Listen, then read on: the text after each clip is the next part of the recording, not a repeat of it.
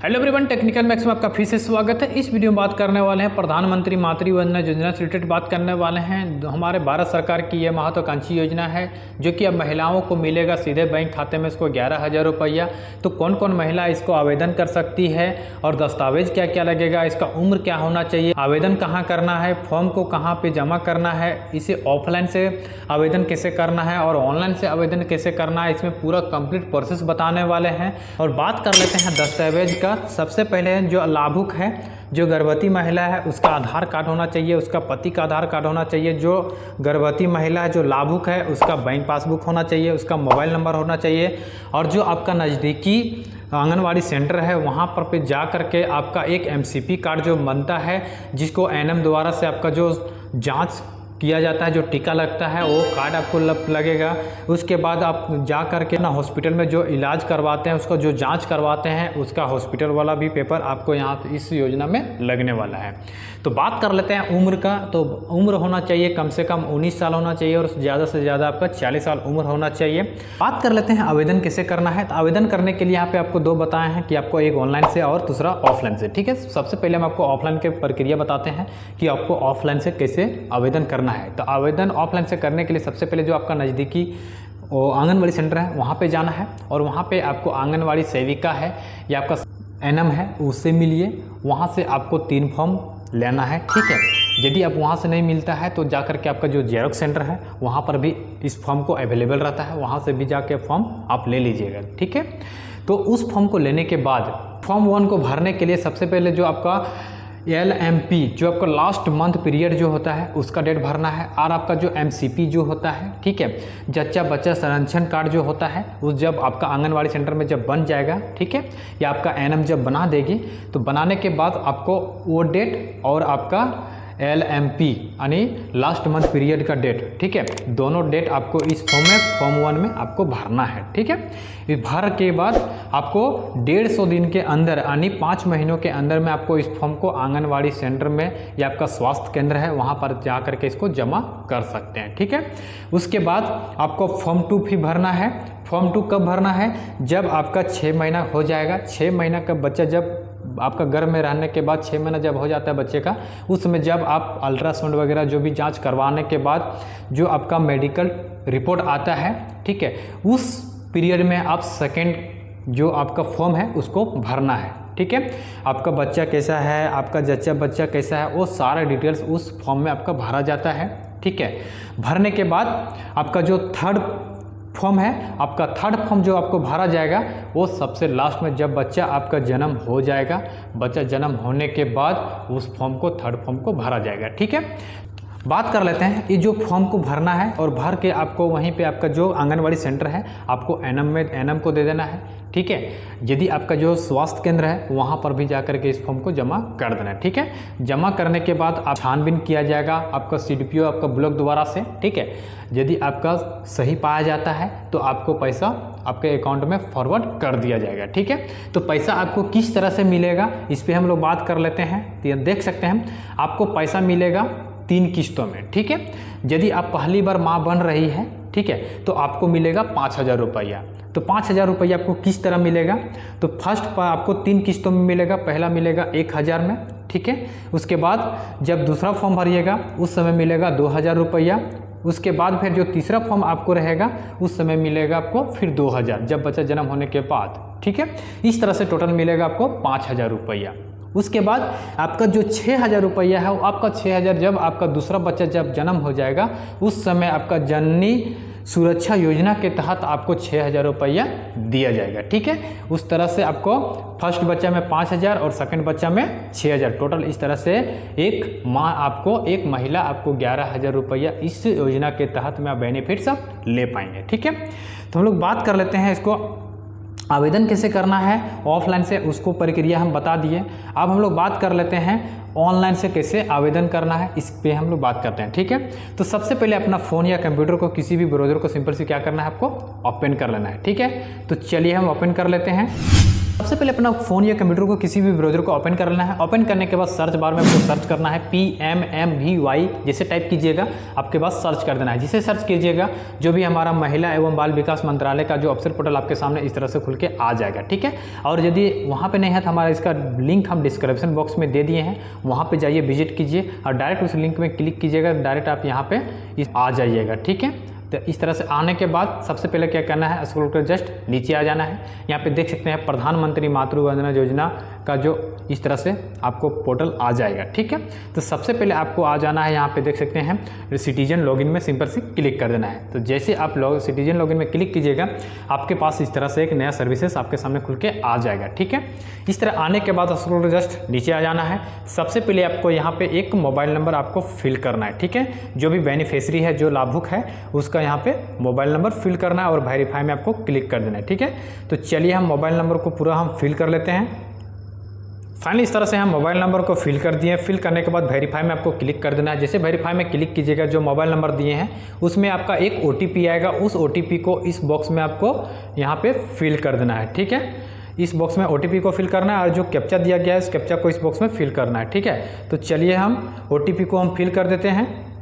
चलिए OTP आ चुका है, उस OTP को हम सिंपल से इस बॉक्स में फिल कर देते हैं। चलिए OTP को फिल कर दिए, उसके बाद जो कैप्चा दिया गया है उस कैप्चा को यहाँ पे फिल कर देना है, ठीक है। तो चलिए जिस तरह से लिखा हुआ है कैपिटल, तो कैपिटल आपको पूरा फिल करते हुए जाना है, जैसा है वैसा ही आपको सेम टू सेम फिल करके इस कैप्चा को पूरा भर देना है, ठीक है।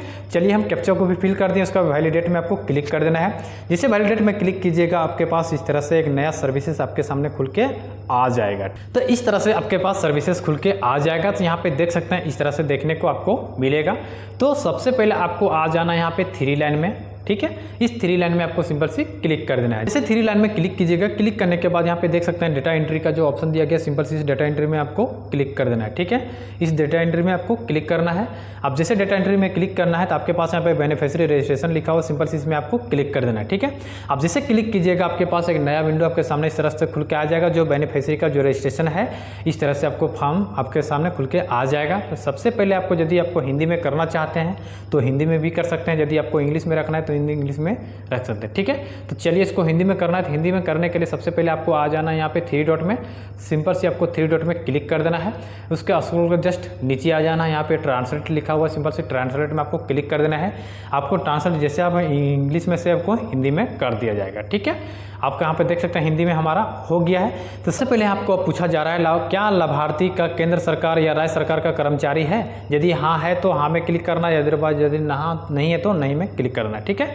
तो ये नहीं है तो नहीं में आपको टिक आउट रहने देना है। यदि हाँ करते हैं तब इसका बेनिफिट्स आपको नहीं मिलेगा, ठीक है। इसके बाद यहाँ पे पूछा जा रहा है जो लाभार्थी है उसका पहला बच्चा है या दूसरी बच्चा है। तो ये पहला बच्चा है तो सिंपल से आपको पहला बच्चा में क्लिक कर देना है, ठीक है। इसके बाद यहाँ पे लिखा हुआ देख सकते हैं जीवित बच्चों की संख्या, जो ये लाभार्थी है उसका जीवित बच्चा अभी तक कितना है। तभी जीवित बच्चा कुछ भी नहीं, एक ही बच्चा है जो अभी गर्भ में है, ठीक है। उसको सिंपल से क्या करना है, यहाँ पे सेलेक्ट कर लेना है एक बच्चा। उसके बाद आ जाना है नीचे, क्या लाभार्थी के पास आधार कार्ड है। तो यदि लाभार्थी का पास आधार कार्ड है तो हाँ में टिक करना है, यदि नहीं है तो नहीं में टिक करना है, ठीक है। तो ऑलरेडी उसका हाँ में आधार कार्ड है तो हाँ में टिक आउट रहने देना है, सिंपल से यहाँ पे टिक कर देना है। उसके बाद जस्ट नीचे आ जाना है। नीचे आने के बाद यहाँ पे जो सबसे पहले आपको पूछा जा रहा है जो लाभार्थी है उस लाभार्थी का यहाँ पे नाम फिल कर देना है, ठीक है। उस लाभार्थी का नाम फिल करना है। जो लाभार्थी का आधार कार्ड है उस आधार कार्ड को नंबर यहाँ पे फिल करना है। जैसे आधार कार्ड का लाभार्थी का फिल कीजिएगा उसके बाद सबसे पहले यहाँ पे आ जाएगा जो आधार कार्ड में जो डेट ऑफ बर्थ है, जो उसका जन्म तिथि है उसका यहाँ पे आ जाएगा। उसका जो उम्र है वो कितना उम्र हो रहा है आधार कार्ड के अनुसार से वो आपका यहाँ पे शो करने लगेगा ऑटोमेटिक, ठीक है। इसके बाद यहाँ पे पूछा जा रहा है वर्ग आपका कौन सा श्रेणी में आते हैं, अनुसूचित जाति में आते हैं, अनुसूचित जनजाति में आते हैं, अन्य में। तो जो भी है अन्य में आपको सेलेक्ट कर लेना है, OBC में आती है, ठीक है। सबसे पहले पूछा जा रहा है मोबाइल नंबर, जो लाभुक का मोबाइल नंबर यहाँ पे एक फिल कर देना है, ठीक है। इसके बाद यहाँ पे पात्रता मापदंड यहाँ पे पूछा जा रहा है, जो भी डॉक्यूमेंट्स है सिंपल से उसमें क्लिक कर देना है, ठीक है। आपके पास दिया गया हुआ है ओमेन हाउस नेट फैमिली इनकम, जो आपका परिवार में है आपका 8 लाख से क्या नीचे आपका इनकम है सालाना, तो यदि है तो उसको सेलेक्ट कर सकते हैं। क्या women holding MNREGA job card, जो लाभुक है वो उसका मनरेगा जॉब कार्ड है तो उसमें सेलेक्ट कर सकते हैं, यदि है तो टिक कर सेलेक्ट कर सकते हैं। यदि आप फार्मर हैं, यदि पीएम किसान सम्मान निधि का यदि आप बेनिफिशियरी हैं, यदि आप बेनिफिट ले रहे हैं तो उसमें भी आप यहाँ पे सेलेक्ट कर सकते हैं। ठीक है, यदि आप ई श्रम कार्ड यदि आप बनाए हैं तो इसमें भी सेलेक्ट कर सकते हैं। आप जो भी आपका बेनिफिशियरी जो अंडर में आ रहा है प्रधानमंत्री जन आरोग्य योजना, यदि आप इसमें बनाए हैं तो आयुष्मान कार्ड यदि बना है तो यहाँ पे इसमें सेलेक्ट कर सकते हैं। यदि आपके पास बीपीएल राशन कार्ड है तो यहाँ पे इसमें इस बॉक्स में सेलेक्ट कर सकते हैं। ठीक है, इसे सेलेक्ट करना है, जो भी है यहाँ पे आपको क्या करना है, पूरा सेलेक्ट कर लेना है। ठीक है, इस तरह से सेलेक्ट करने के बाद यहाँ पे देख सकते हैं ये इसका पीएम किसान सम्मान निधि का ये बेनिफिशियरी है, तो सिंपल से आपको इसमें सेलेक्ट कर देना है। सेलेक्ट करने के बाद यहाँ पे जो भी पहचान संख्या है, ठीक है, जो भी उसका रजिस्ट्रेशन नंबर है, इस रजिस्ट्रेशन नंबर को यहाँ पे पीएम किसान सम्मान निधि कहाँ पे फिल कर देना है। ठीक है, अदरवाइज दोस्तों यदि आप मनरेगा जॉब यदि आपके कार्ड है तो मनरेगा जॉब कार्ड यहाँ पे टिक कर देना है। उसके बाद जो मनरेगा जॉब कार्ड का जो नंबर है उसको यहाँ पे लिख दीजिएगा। यदि आपके पास ई श्रम कार्ड यदि है तो ई श्रम कार्ड में सेलेक्ट कर देना है। सेलेक्ट करने के बाद जो ई श्रम कार्ड का जो नंबर है उसको यहाँ पे फिल कर देना है। ठीक है, उसके बाद जो ई श्रम कार्ड यदि दे रहे हैं तो उसको क्या करना है, यहाँ पे चूज फाइल में आपको अपलोड करना है उस कार्ड को। एमसीपी कार्ड जो बनाए हैं उसका जो पंजीयन संख्या है उसको उस संख्या को यहाँ पे फिल कर देना है। ठीक है, इसके बाद जो एमसीपी जो कार्ड बनाए हैं आंगनवाड़ी सेंटर से जो एनएम द्वारा से बना हुआ है उसका कब बना है उसका डेट यहाँ पे लिख दीजिएगा। ठीक है, उसके बाद यहाँ पे लिखा हुआ है LMP जो आपका लास्ट मंथ पीरियड जो है उसका डेट यहाँ पे लिख दीजिएगा। उसके ANC जो आपका डेट है उसको यहाँ पे फिल कर देना है। फिल करने के बाद यहाँ पे पूछा जा रहा है क्या बच्चा पैदा हो गया है, यदि बच्चा यदि जन्म ले लिया है तो हाँ टिक कर देना है, यदि बच्चा जन्म नहीं हुआ है तो आपको नहीं में क्लिक करना है। ठीक है, इसके बाद जस्ट नीचे आ जाना है स्क्रॉल करके। नीचे आने के बाद यहाँ पे देख सकते यदि बच्चा जन्म हो गया है तो उसका जो डिटेल्स है उसका यहाँ पे पूरा फिल करना है, जो भी उसका जन्म तिथि है। ठीक है, यहाँ पे फिल करना है।